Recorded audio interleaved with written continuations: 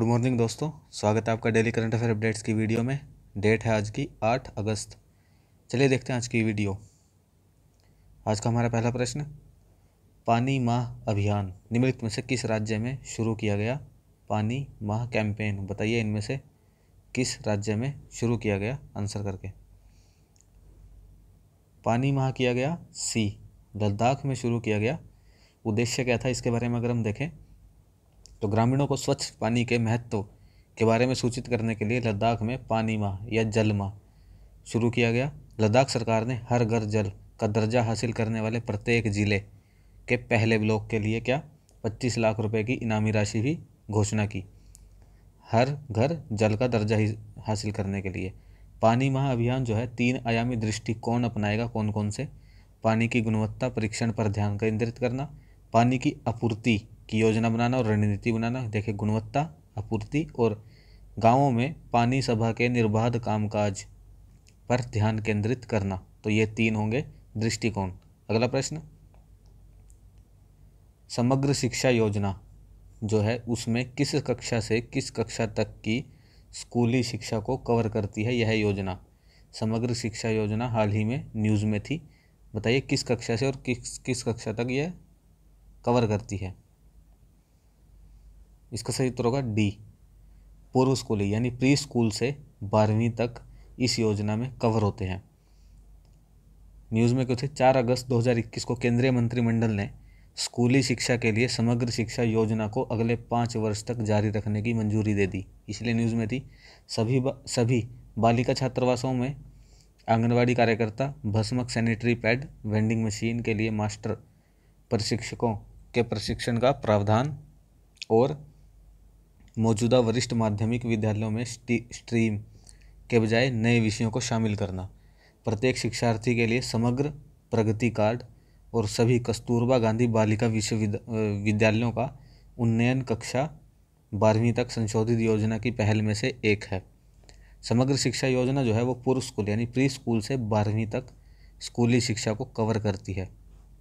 Important प्रश्न बन जाता है। अगला प्रश्न देखते हैं, इन विच स्टेट और यूटी, किस राज्य या केंद्र शासित प्रदेश में मालदीव शैली के वाटर विला स्थापित किए जाएंगे? मालदीव शैली के वाटर विला जो पानी में घर हैं वो मालदीव में कहाँ पर स्थापित किए जाएंगे? इसका सही उत्तर होगा सी, लक्षद्वीप में। पर्यटकों को आकर्षित करने के लिए जल्द ही लक्षद्वीप में मालदीव शैली के वाटर विला स्थापित किए जाएंगे।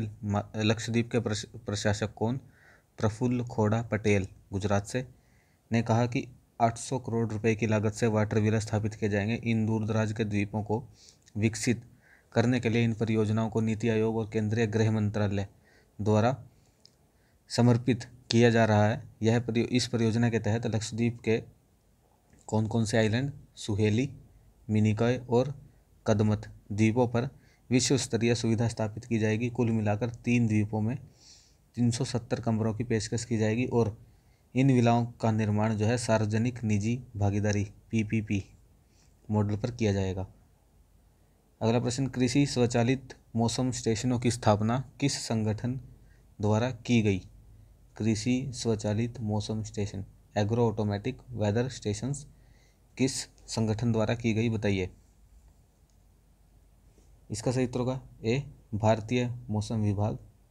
भारतीय मौसम विभाग ने लोगों को, विशेष रूप से किसानों को सटीक मौसम पूर्वानुमान प्रदान करने के लिए कृषि स्वचालित मौसम स्टेशनों की स्थापना की। भारतीय कृषि अनुसंधान परिषद ICAR नेटवर्क के तहत कृषि विज्ञान केंद्रों में स्थित जिला कृषि मौसम इकाइयों की स्थापना की जाएगी। अगला प्रश्न, निम्नलिखित में से किस मंत्रालय ने हाल ही में ऑनलाइन गेम पर किस न्यायालय ने हाल ही में ऑनलाइन गेम पर प्रतिबंध लगाने वाले तमिलनाडु सरकार के कानून को रद्द कर दिया? बताइए इनमें से किस न्यायालय ने यह काम किया? इसका सही उत्तर होगा डी, मद्रास उच्च न्यायालय ने। मद्रास उच्च न्यायालय ने तमिलनाडु सरकार की जो है पारित एक कानून को रद्द कर दिया जिसमें पोकर, रम्मी, अन्य कौशल आधारित गेम पर जो है दाव लगाने वाले ऑनलाइन गेम जो है प्रतिबंधित कर दिए थे। उस कानून ने ऑनलाइन गेम पर प्रतिबंध लगाने वाले तमिलनाडु के गेमिंग एक्ट को रद्द करने का काम किया है किसने? मद्रास उच्च न्यायालय ने। उन्होंने कहा कि ऑनलाइन गेम पर पूर्ण प्रतिबंध को है एक असंगत है और तर्कहीन है। अगला प्रश्न, वर्तमान में यानी अगस्त 2021 में केंद्रीय कानून और न्याय मंत्री कौन है हमारे? बताइए। ये हाल ही में न्यूज़ में थे। इसका सही उत्तर होगा बी, किरेन रिजिजू। संघाई सहयोग संगठन SCO के सदस्य जो है राज्यों के न्याय मंत्रियों की 8वीं बैठक 6 अगस्त को होगी। इसमें भारत की तरफ से किरेन रिजिजू शामिल होंगे जो केंद्रीय कानून और न्याय मंत्री हैं। बैठक में न्याय मंत्री और भारत, चीन, कजाकिस्तान, पाकिस्तान, किर्गिस्तान, ताजिकिस्तान, रूसी संघ और उज़्बेकिस्तान के कानून और न्याय मंत्रालय के वरिष्ठ अधिकारी और विशेषज्ञ भाग लेंगे। तो हमारी तरफ से जाएंगे किरेन रिजिजू जो है कानून मंत्री। राष्ट्रीय औद्योगिक गलियारा कार्यक्रम के तहत अब कितने औद्योगिक गलियारों को मंजूरी दी गई? नेशनल इंडस्ट्रियल कॉरिडोर प्रोग्राम, बताइए कितनों को मंजूरी मिली? इसका सही उत्तर होगा सी, 11 को मंजूरी मिली। भारत सरकार ने 32 परियोजनाओं के साथ 11 औद्योगिक गलियारों के विकास को मंजूरी दी है, जिन्हें राष्ट्रीय औद्योगिक गलियारा कार्यक्रम NICP के हिस्से के रूप में जो है देश भर में 4 चरणों में विकसित किया जाएगा। वो 11 कौन कौन से हैं अगर हम उनको देखें तो DMIC यानी दिल्ली मुंबई औद्योगिक गलियारा, CBIC चेन्नई बेंगलुरु, चेन्नई बेंगलुरु का ही विस्तार कौन सा? कोयम्बटूर से होते हुए कोच्चि तक CBIC का विस्तार, AKIC यानी अमृतसर कोलकाता, HNIC हैदराबाद नागपुर, छठा HWIC यानी हैदराबाद वारंगल औद्योगिक गलियारा, HBIC Hyderabad Bengaluru, BMIC Bengaluru Mumbai, VCIC Vizag यानी विशाखापट्टनम से चेन्नई, OIC ओडिशा आर्थिक गलियारा, DNIC दिल्ली नागपुर। तो ये हैं 11 जिनको मंजूरी मिली है। सरकार ने किस मंत्रालय के तत्वाधान में रक्षा साइबर एजेंसी की स्थापना को मंजूरी दी? डिफेंस साइबर एजेंसी किस मंत्रालय के अंतर्गत बनेगी? इसका सही उत्तर होगा बी, डिफेंस मिनिस्ट्री, रक्षा मंत्रालय। रक्षा मंत्रालय के तत्वाधान में भारतीय सरकार ने रक्षा साइबर एजेंसी की स्थापना को मंजूरी दे दी है। विभिन्न साइबर खतरों को कम करने के लिए तीनों सशस्त्र बल सेवाओं ने अपने संबंधित साइबर आपातकालीन प्रतिक्रिया दल यानी CERT की स्थापना की है। साथ ही भारत सरकार राष्ट्रीय साइबर सुरक्षा रणनीति तैयार कर रहा है जो अभी अनुमोदन के अंतिम चरण पर है। तो किस के रक्षा मंत्रालय के अंडर होगी। राष्ट्रीय हथकरघा दिवस हैंडलूम डे कब मनाया जाता है? बताइए। इसका सही उत्तर है बी, 7 अगस्त को। भारत ने भारतीय हथकरघा उद्योग की विरासत को प्रदर्शित करने के लिए 7वें राष्ट्रीय हथकरघा दिवस को चिन्हित किया। यह दिन स्वदेशी आंदोलन को मनाने और हमारे देश के समृद्ध कपड़े और रंगीन बुनाई का जश्न मनाने के लिए किया जाता है। भारतीय हथकरघा उद्योग जो है उसकी विरासत को प्रदर्शित करने और देश भर में बुनकरों को सम्मानित करने के लिए पूरा देश इस दिन को चिन्हित करता है। पहली बार 2015 में मनाया गया भारत सरकार द्वारा राष्ट्रीय हथकरघा दिवस देश में के सामाजिक और आर्थिक विकास में हथकरघा के योगदान यानी हैंडलूम का योगदान और बुनकरों की आय को बढ़ाने के लिए केंद्रित किया गया। अगला प्रश्न, मंगदेचु जल विद्युत परियोजना हाल ही में न्यूज़ में थी, इसे एक अवार्ड मिला है। मंगदेचु हाइड्रो इलेक्ट्रिक प्रोजेक्ट किस देश में स्थित है? बताइए। इसका सही उत्तर होगा सी, भूटान में। जी हाँ, कौन सा अवार्ड मिला? भूटान की भारत सहयोग से बनाया गया मंगदेचु जल विद्युत परियोजना को लंदन स्थित सिविल इंजीनियर संस्थान, इस संस्थान द्वारा सम्मानित किए जाने वाले ब्रुनेल मेडल से सम्मानित किया गया। यानी ब्रुनेल मेडल किस क्षेत्र में दिया जाता है? सिविल इंजीनियर्स के। यह पुरस्कार जो है उद्योग के भीतर सिविल इंजीनियरिंग में उत्कृष्टता के निशान के रूप में दिया जाता है। और भारतीय दूत कौन? रुचिरा काम्बोज ने दिया। किसे? मंगदेचु जल विद्युत परियोजना प्राधिकरण के अध्यक्ष लोकनाथ शर्मा मंगदेचु परियोजना को जो है सम्मानित किए जाने का कारण क्या है कि उसकी एक सामाजिक और पर्यावरणीय साख, यानी यह करीब 14,000 के आसपास मीट्रिक टन जो CO2 है, कार्बन डाइऑक्साइड के जो एमिशन होता है, उसको भी कम करेगा पानी से इलेक्ट्रिसिटी बना के। भारत का पहला हार्ट फेलियर बायोबैंक किस राज्य में शुरू हुआ, बताइए। हार्ट फेलियर बायोबैंक, इसका सही उत्तर होगा ए, केरल में। देश में पहला हार्ट फेलियर बायोबैंक जो है केरल के Shri Chitra Tirunal institute for medical science and technology में national centre for advance research and excellence in HF का मतलब है हार्ट फेलियर, तो इसमें शुरू हुआ केरल में। बायोबैंक जो है हृदय की विफलता के रोगियों में स्वास्थ्य परिणामों के आनुवंशिक, चयापचय यानी मेटाबॉलिज्म और प्रोटियोमिक मार्करों का अध्ययन करने के लिए खोला गया है। यानी हार्ट फेलियर क्यों होता है, इसके लिए, उसका पता लगाने के लिए। भारत की परमाणु ऊर्जा क्षमता किस वर्ष तक 22,480 मेगावाट तक पहुंचाने की उम्मीद है। ये टारगेट है सरकार का, बताइए किस वर्ष तक 22,480 मेगावाट हो जाएगी। ये ध्यान रखना, न्यूक्लियर पावर। इसका सही उत्तर होगा डी, 2031 तक। भारत की परमाणु ऊर्जा क्षमता मौजूदा कितनी है, 6780 और 2031 तक इसे 22,480 मेगावाट पहुंचाने की उम्मीद है। वर्तमान में 6780 जो है कुल क्षमता वाले 22 रिएक्टर प्रचलन में है। एक रिएक्टर कौन सा, काप 3। ये जो काप 3 रिएक्टर है वो 10 जनवरी 2021 को ही ग्रिड में जोड़ा गया, 700 मेगावाट की क्षमता वाला। 8000 मेगावाट क्षमता वाले 10 परमाणु रिएक्टर जो हैं वो कहाँ, भारतीय नाभी विद्युत निगम लिमिटेड यानी भाविनी द्वारा कार्यान्वित किए जाते हैं। इसके अतिरिक्त सरकार ने फ्लीट मोड में स्थापित किए जाने वाले प्रत्येक 700 मेगावाट के 10 स्वदेशी दबाव वाले भारी पानी के रिएक्टर की प्रशासनिक स्वीकृति और वित्तीय स्वीकृति प्रदान की है। तो हमें टारगेट याद रखना है कि टारगेट क्या है, 22,480 का 2031 तक। और एक नया जो अभी हाल ही में ये रिएक्टर ऐड हुआ है, काप 3। राजीव गांधी खेल रत्न पुरस्कार, जिसका नाम बदलकर मेजर ध्यानचंद जी के नाम पर किया गया, उसमें कितनी लाख राशि दी जाती है, बताइए। इसका सही उत्तर होगा बी, 25 लाख इनामी राशि। प्रधानमंत्री ने घोषणा की कि राजीव गांधी खेल रत्न पुरस्कार का नाम बदलकर मेजर ध्यानचंद खेल रत्न पुरस्कार कर दिया जाएगा।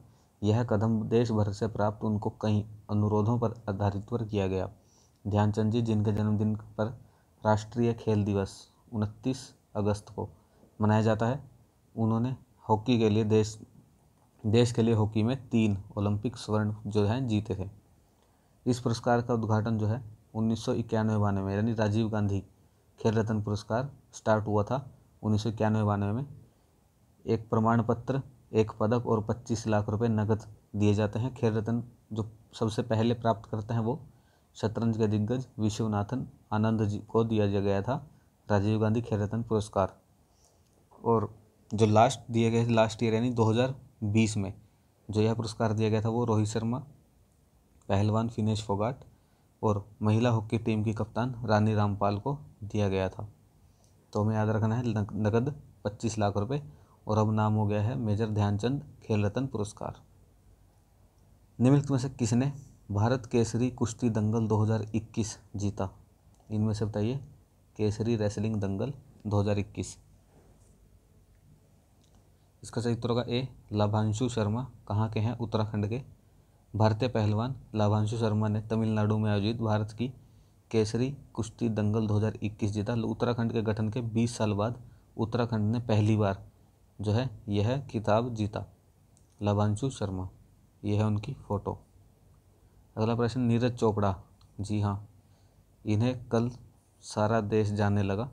नीरज चोपड़ा ने टोक्यो ओलंपिक में भाला फेंक स्पर्धा में इतिहास रच के स्वर्ण पदक जीता। बताइए कितने मीटर थ्रो किया उन्होंने, इनमें से जो भाला है कितने मीटर पर फेंका जिसे उन्हें गोल्ड मिला। इसका सही उत्तर होगा सी 87 मीटर, 87.58 मीटर, इतने मीटर भाला फेंका उन्होंने और उन्हें गोल्ड मिला। सूबेदार नीरज चोपड़ा, जी हाँ, ये जो है राजपूताना राइफल्स जो है, राइफल, उसमें सूबेदार के पद पर भी हैं, कार्यरत हैं। सूबेदार नीरज चोपड़ा हरियाणा के पानीपत ज़िले से आते हैं। एक गरीब किसान के बेटे जिन्होंने इतिहास रच के दिखाया भारत के लिए। एथलीट में पहला गोल्ड जीता इन्होंने। जो भारत के लिए पहला गोल्ड जीता था वो अभिनव बिंद्रा ने जीता था वो शूटिंग में, लेकिन एथलीट में नीरज चोपड़ा ने यह काम करके दिखाया। और नीरज चोपड़ा के साथ साथ अगर हम एक और व्यक्ति को याद करना चाहेंगे तो वो हैं इनके कोच उवे होहन, ये उनका नाम है, मैं क्लियर लिख देता हूँ, UWEHOHN। ये हैं, ये कौन है, ये भी दिग्गज खिलाड़ी हैं जेवलिन थ्रो के। इनके नाम जेवलिन थ्रो का सबसे लंबा थ्रो फेंकने का वर्ल्ड रिकॉर्ड है 104.8 मीटर। इन्होंने फेंका था 104.8 मीटर 1984 में, और ये इनके नाम है वर्ल्ड रिकॉर्ड। और ये हैं नीरज चोपड़ा के कोच। इस बारे में पढ़ें तो नीरज चोपड़ा ने टोक्यो ओलंपिक में भाला फेंक स्पर्धा में भारत के लिए स्वर्ण पदक जीता। नीरज ने पहले प्रयास में 87.03 मीटर थ्रो किया और प्रतियोगिता को समाप्त करने का काम किया। फिर दूसरे थ्रो में उन्होंने 87.58 मीटर जो है सुधार लिया और यह गोल्डन थ्रो निकला। चेक गणराज्य के विटेजलव वेस्ले जो है उन्हें सिल्वर मिला, जिन्होंने कितने मीटर फेंका, 86.67 मीटर फेंका। उसके अलावा विश्व चैंपियन जोहानस वेटर सहित उनका कोई भी मुकाबला नहीं कर पाया, यानी सिर्फ यही हैं जो उनके आसपास पहुंच पाए, विटेज वेस्लेव। टोक्यो ओलंपिक की बात करें तो टोक्यो 2020 ओलंपिक में भारत का यह 7वां पदक है, जो खेल के एकल संस्करण में भारत के लिए अब तक का सर्वश्रेष्ठ पदक तालिका है। यानी 7 पदक जो है सबसे ज़्यादा। 2012 लंदन ओलंपिक में भारत ने 6 पदक जीते थे। उसके बाद यह पहली बार एक ही ओलंपिक में सबसे ज़्यादा मेडल जीतने का भारत का रिकॉर्ड भी है भारत के लिए।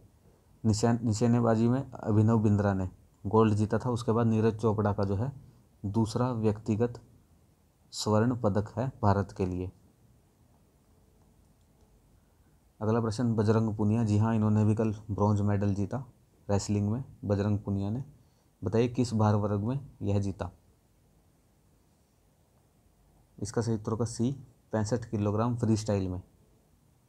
भारतीय पहलवान बजरंग पुनिया ने पुरुषों की फ्री स्टाइल 65 किलोग्राम वर्ग में कजाकिस्तान के दौलेट नियाज़बेकोव को 8-0 से हराकर कांस्य पदक जीता। केडी जाधव, सुशील कुमार, योगेश्वर दत्त, साक्षी मलिक और रवि कुमार दहिया, ये 5, इनके बाद ये छठे भारतीय बने हैं पदक लाने वाले कुश्ती में। 2012 के लंदन ओलंपिक के बाद यह दूसरा मौका है जब एक ही ओलंपिक में 2 भारतीय पहलवानों ने जो है पदक जीते। यानी बजरंग पुनिया ने ब्रॉन्ज जीता और इससे पहले जो रवि कुमार दहिया हैं इन्होंने सिल्वर जीता था ओलंपिक में ही, टोक्यो ओलंपिक में ही। तो यह था हमारा आज का लास्ट प्रश्न। आशा करता हूँ आपको वीडियो पसंद आई होगी। अपना स्कोर जो है वो कमेंट करके ज़रूर बताइए। धन्यवाद। Have a nice day.